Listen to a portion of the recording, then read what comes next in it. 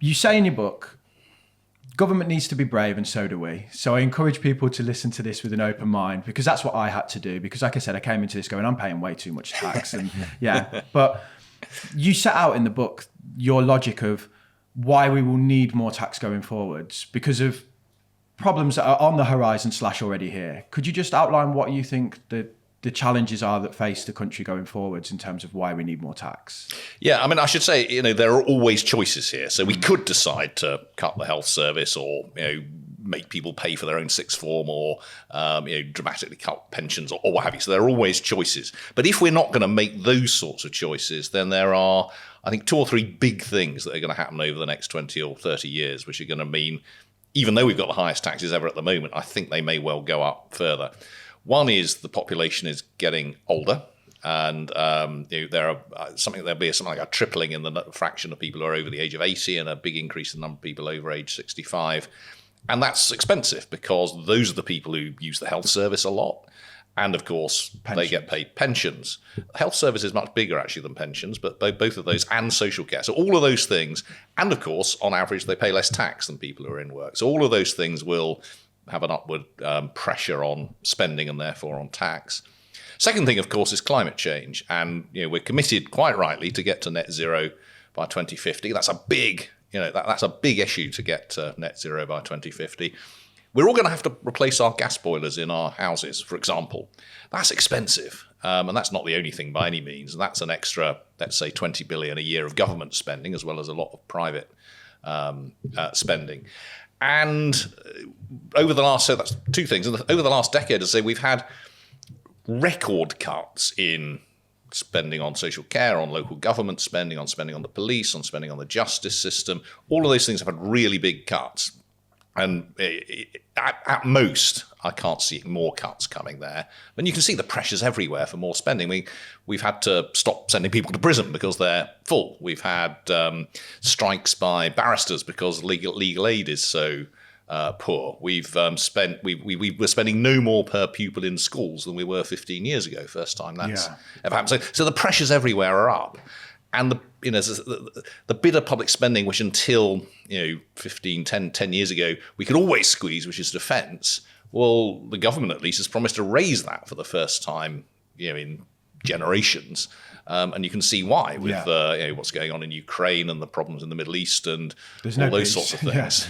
So put all of those things together, then it seems to me unless we're willing to say, look, we're going to really ration the NHS even more than we are, or we're going to means test access to the NHS, or we're going to stop providing free school post 16. So all of the pressures seem to me to be upward. Yeah, and to counter that then, as an individual, as I go about my day, it feels like I get taxed on absolutely everything, bar breathing, right? And that will come. Yeah. Penny per breath. So let's look at the roads as an example. I pay road tax, and then the roads are just a mess. There's potholes everywhere, and I know it's a simple example, but it just seems like a lot of money goes into the system, and nothing is right. Is there waste? Are they just burning money, or? Well, there's certainly some waste. I mean, interesting what you say about road tax. Of course, petrol duty has been coming down year on year on year on year for the last 13 years. And as we move to electric cars, then petrol duty will go altogether. And that's more than 30 billion quid the government's just going to lose. So that's sort of by the by.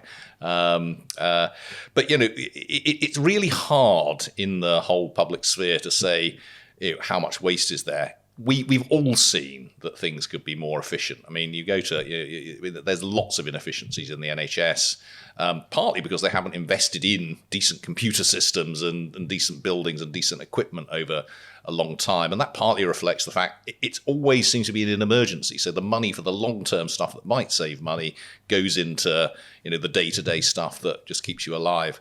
As you were saying, in the short run. Yeah. I mean, there has been waste in bits. I mean, so local government, for example, has had huge cuts after 2010, and I say this quote in the book. I mean, in about 2011 or 2012, I was talking to a chief executive at one of the big local authorities, and he said to me, before 2010, quotes, we were pissing money against the wall, unquote. So there were clearly, in a sense, was too much money sloshing around at that point. But they've cut like £1 in 5 of their spending over the last 15 years. It's pretty hard to think that there's a lot of waste in there, at least things they could easily change. But right across the system, there are ways that this could be done better. It's really, really hard sitting in Whitehall to then sort of wave a wand or make a law which makes these things more efficient. That's really tough. So on that inefficiencies point, are there any areas that you can see that are obvious or quick wins that we could change?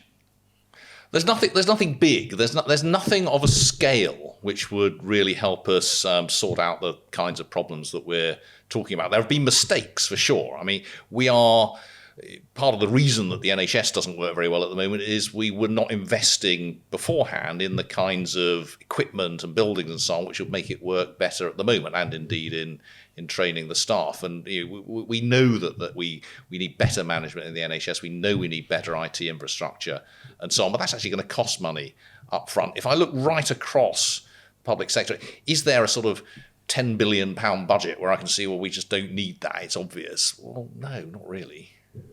Politics. Over the last few years, just get rid of all of them. Let you run the country. You and T. Hash it out. Just hash it out. Chancellor of the Exchequer over here. Yeah, you can be my chancellor. Good God.